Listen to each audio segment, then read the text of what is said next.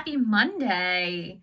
Welcome back. We are in, we're just flying through 2021. We're in February and we're talking today about attraction, right? Season 2, episode 6. I'm kind of losing track of where we are.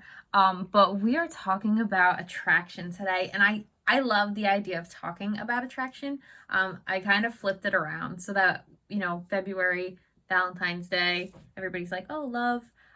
And at the end of this week, we have Valentine's Day. So I just kind of wanted to, I know, I'm so cute. I wanted to do that. So let's talk about attraction. Attraction's so easy to talk about and so difficult to really know anything about because we are attracted to so many things all the time, right?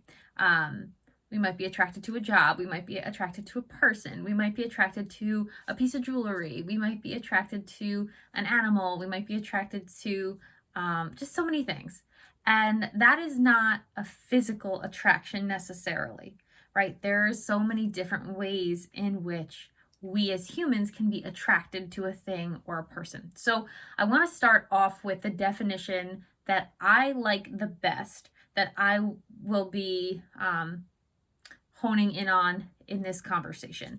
And that is attraction as an act. I'm reading off of a sheet here because I wanted to quote it verbatim. So an act or power of drawing towards someone or something, or them drawing toward you, right? So it's this idea, you should think of a little bit of magnetism, this idea of like coming together forces that are slowly working toward each other. They're attracted to each other, right? So the law of attraction really, and I've talked about this a little bit when I talked about abundance. Sorry, my notes of content for the season over there. But I talked a little bit about when you think about abundance, you have to talk a little bit about attraction because you're attracting abundance when you have an abundance mentality.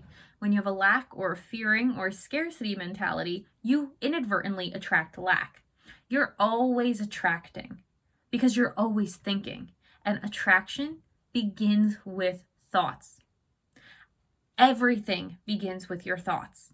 And there's so many people who talk about that now. Your thought life, right? Or thought leader or all these things. But it is more important than you can possibly imagine to get your thoughts right, because everything, and I do mean everything that you see, hear, or experience started with a thought. Your iPhone started with a thought. Someone, Steve Jobs and company, had an idea that I would really love everybody to have music. Originally it was for the iPad, or the iPod rather. I want everyone to be able to carry music in their pocket. Thought. How do I make that thought a reality? I want to be a doctor. Well, you go through the process to become a doctor. Ooh, that person's really cute. You end up in a relationship with that person. Everything starts with our thoughts. And unfortunately, I would say about 90% of our thought life happens on a subconscious level, like an iceberg. So much of our reality happens in the 90% of the water. And we only see the 10%. Most of the time, the 10% that we see is like the action that comes from the thoughts, feelings, and beliefs and behaviors that eventually manifest in that action. I'm not going into that right now, but in session, when I do session work with my clients, we do talk about how to differentiate thoughts from feelings, from behaviors, from beliefs, from actions. So if you weren't even aware that there was a whole process that your mind and your body goes through, you need to become aware of it because it's so important to attraction. Attraction starts with our thought life, and everything begins as a thought. So that's something that if you don't know or you didn't realize, that hopefully is like a nugget for you, like a good golden nugget that you're like, wow, that's news to me. That's not just Michelina speaking. That is science-backed, psychology-backed, quantum physics-backed, like everything as we're coming to, figure more things out as a collective, we're figuring out that everything vibrates on frequencies and is energy. and energies are all thought related. We're all really starting to realize that. And so I will just a little bit more blow your mind if you don't mind. Everything that you see in your reality is actually not solid. It's all made up of subparticles that you cannot actually see, right? So those people who are like, what do you mean? I thought about this thing and it happened, right? Those are usually the people who are like, well, my desk is solid. What are you talking about? But it's not, because it's made up of a whole bunch of particles and atoms and things that are not very solid and very difficult to see. And it's just things attracting together to become solid. I know that's kind of crazy, right? Let's just, for an example, take the snow outside. Because, I'm in New Jersey and there's a lot of snow. We have over, I think, 30 inches of snow outside right now, which we haven't had in 5 years. So I guess, whatever. Anyway, we've got a lot of snow. So let's think about it, right? We have 30 inches of snow outside. But what is that 30 inches of snow made up of? Nothing. Like frozen water. And water is just made of H2O. And H2O is just particles, hydrogen and oxygen, that have attracted together and made a water droplet that has frozen because the temperature and the water is chilling over here, but now it's cold and it's attracting the cold, so it freezes. And then it falls to the ground, and then all this snow accumulates and attracts together. And then we have a very solid, very sort of limiting 30 inches of snow. But it all really started as nothing. Like, it just started as not a thought, not our thought anyway. I won't go into that too much, but it started as a particles that we cannot see, and it manifests into something that we absolutely can see and can be very encumbered by. The law of attraction is like that. It's exactly like that. It starts with stuff we cannot see. So when we produce these things in our lives and we're like, oh my God, I can't believe that happened exactly as I said it would 7 years ago, we're shocked by it. Don't be. The law of attraction is working for you. And I'll give you an example of this, and I think I've brought it up before. I used to always say, I have no idea why I did this. I had no idea why. When I was like 18, 19, 20, I was like, okay, yeah, anybody who would ask me, I was like, well, right now I'm going to school for English and education. I'm going to get 2 masters. I'm going to get my doctorate. I'm going to teach at a high school. And I just said it over and over and over and over. And also put in the work, right? Because I was getting my bachelor's in English. I was getting my master's in teaching. And that's kind of when people were asking me, like, well, what comes next, right? You're probably at that place in your life. And by you, I mean everybody, because people are always asking what's next, right? So if you are a senior in high school or a senior in college, people are like, oh, well, where do you want to go? What do you want to do, right? What? Not how, not why. What? We're very surface level thinkers here. But if you are, dating someone, oh, are you going to marry them? Is this the one? And once you get married, oh, when are you having kids? When are you buying a house, right? Like, this is what society does. We love to just check things off the boxes. But whatever you say, because you're thinking about it and you're talking about it and you're putting it out there, will kind of start the ball rolling. So if you're like, yeah, I really don't know what I want to do or where I want to go, there's nothing for the universe to attract to but confusion and probably fear, lack, scarcity, those negative emotions. And so, don't wonder when you manifest nothing. You don't know where to go. Maybe you drop out of school. Maybe you just start a job you don't really care for. When you have no clear direction, the law of attraction cannot help you. It's trying to help you all the time, right? And so they say, right, all these people out there, the gurus, spiritual gurus, and like all the teachers and all the coaches and blah, blah, blah, blah, blah. But it's true. The psychologists, the sociologists, the researchers, da, da, da, da, da. Energy flows where focus goes, right? I always remember it because I'm playing the piano, E, F, F, G. Right? E, F, F, G. So energy flows where focus goes. It's very true. Because like a picture, like a photograph, whatever you focus on develops. Just gonna let that sink in. Whatever you're focusing on will develop. So if you focus on all the negative things your partner does, you're never going to see all the good stuff that they do. Right? If you're looking at a garden that has weeds and flowers and you're only focusing on the weeds, you're not paying attention to how pretty the flowers are. You're only focusing on the imperfections of the weeds. I'm not saying we shouldn't pull up the weeds because they'll choke out the flowers and kill them. We should. I am saying, though, that our mind works the same way. Our mind is a garden. And so whatever we focus on, we develop. And so we can grow flowers, we can grow weeds in our mind garden, right? And so what are you focusing on? Right? What are you focusing on? Because if you're focusing on what you don't have, what needs to happen for you to be happy, the promotion you didn't get, if you're focusing on all that negative stuff, don't be surprised when the universe gives you more negative stuff. They say misery loves company for a reason. Misery attracts more misery, and negativity attracts more negativity. That is why our thought life is so important.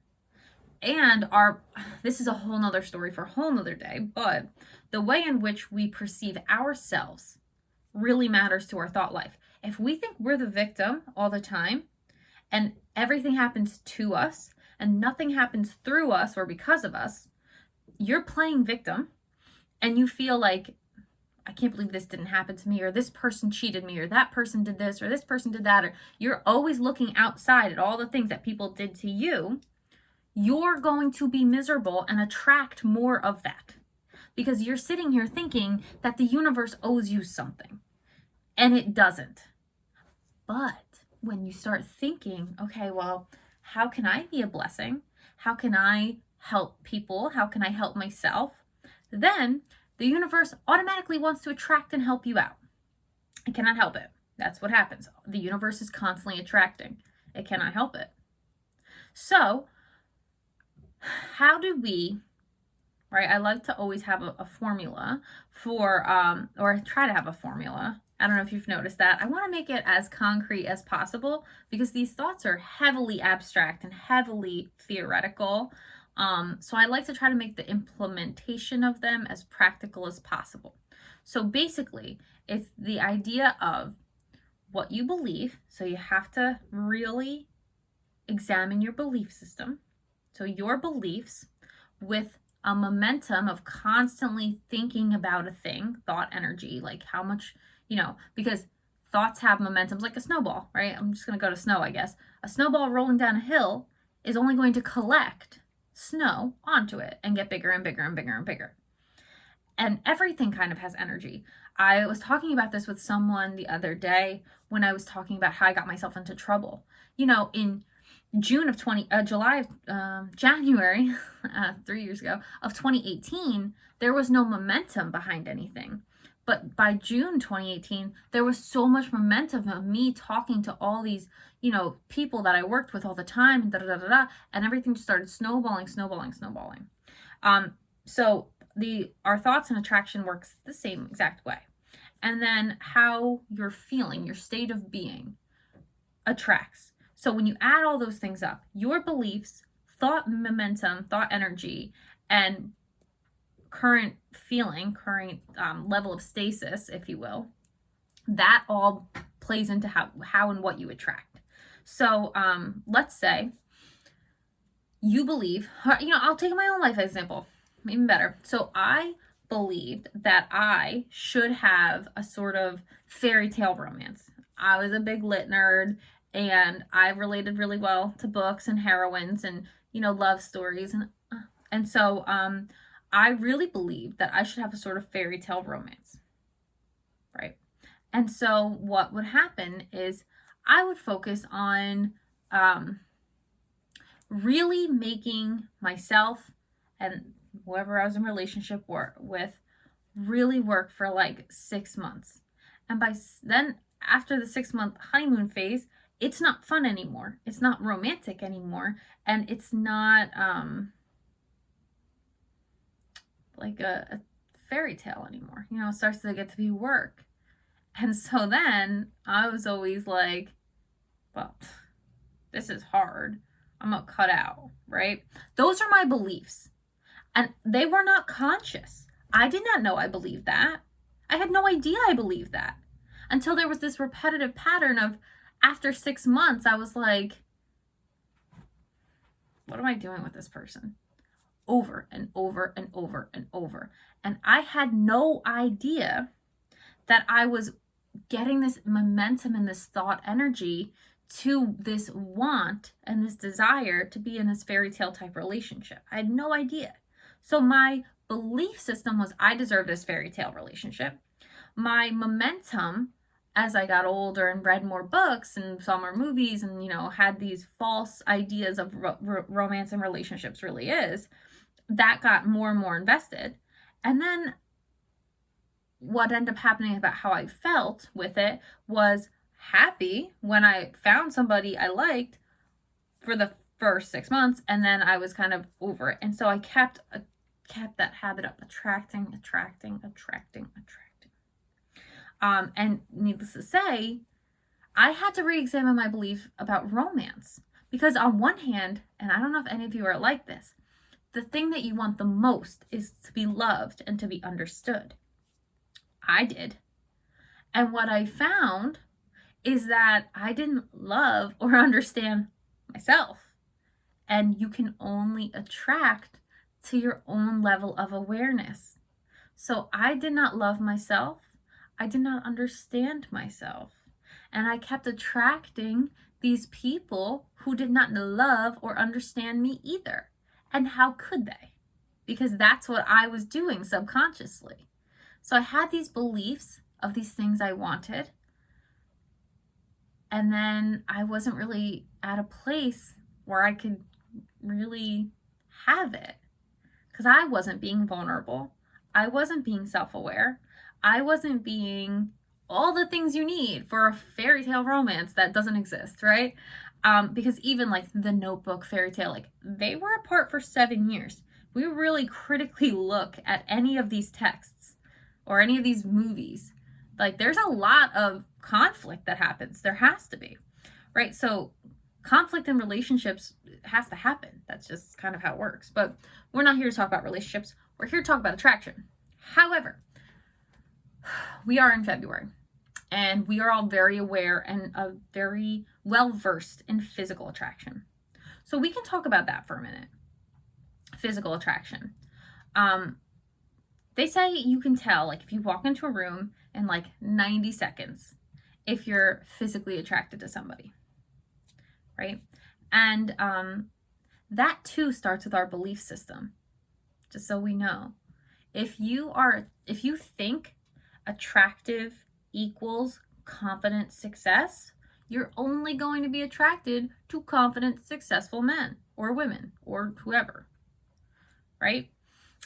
If you are, and again, a lot of that happens unconsciously. You don't even know that that's what you're attracted to.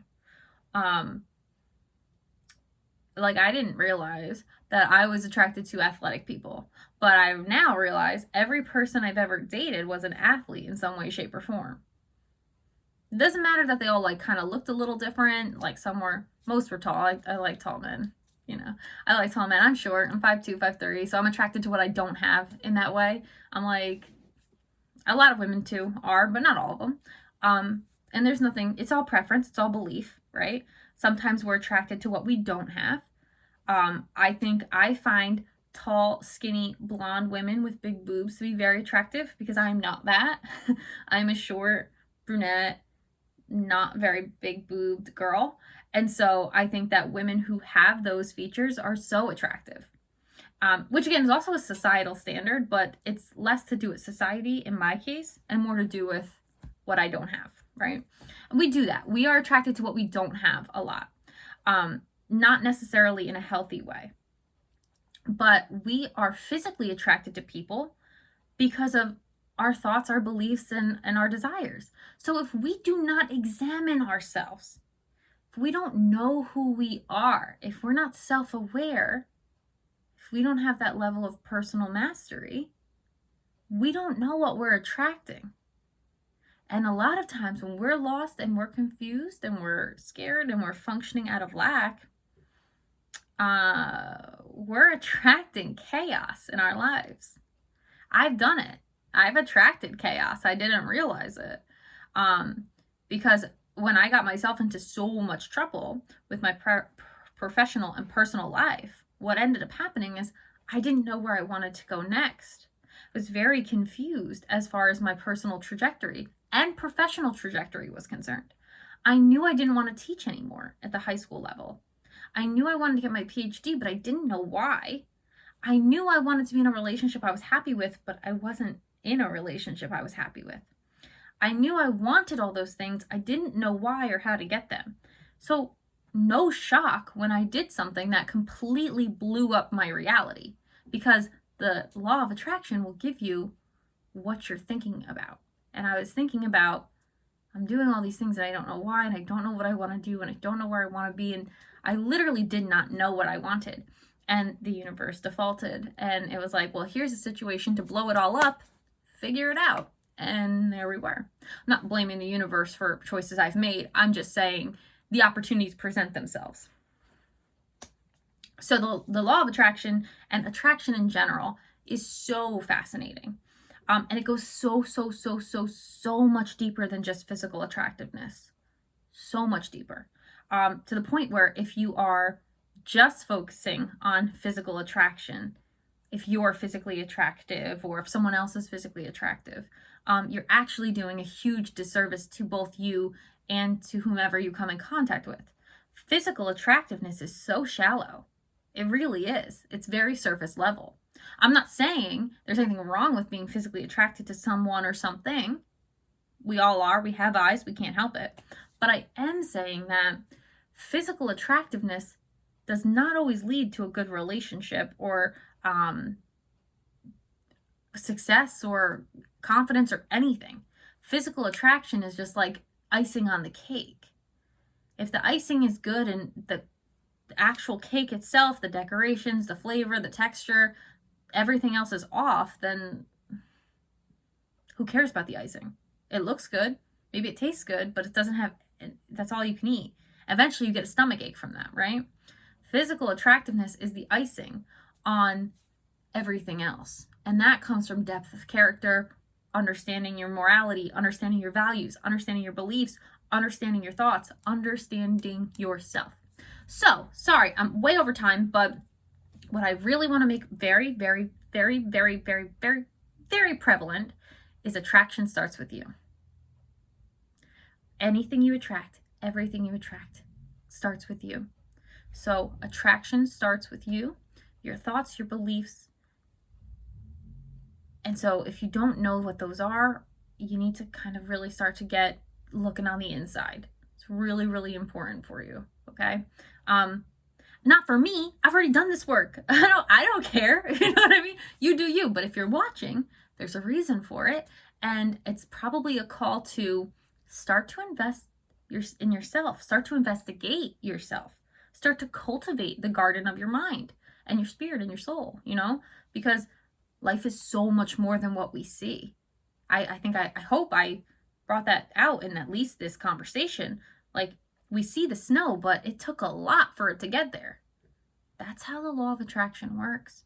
Super fascinating. It's one of the many things I'm certified in to teach. So this one is, kind of a near and dear to me. But yeah, law of attraction, very cool stuff. Happy Valentine's Day in a couple of days. If you believe in that or celebrate that, happy Galentine's Day. Happy No Valentine's Day, depending on who you are. So I don't know that I particularly care much about Valentine's Day, but I do like chocolate and flowers, so any excuse for chocolate and flowers, I guess, is a good one. But anyway, buy yourself the chocolate and flowers if no one else will. Nothing wrong with that. Because the first person you need to be attracted to is yourself. And got to do that work. So I hope that was interesting to you. We'll be talking about attraction all week. And I think that's what, our 6th. So we're halfway through the first half of season 2. 24 episodes and 6, and 25% done. So hope we're bringing you stuff that you love. And if you do, like, subscribe, tell your friends, check us out on Instagram, check us out on the podcast, and love bringing this stuff to you guys. Sorry I went over time. Talk to you later. Attract the good stuff.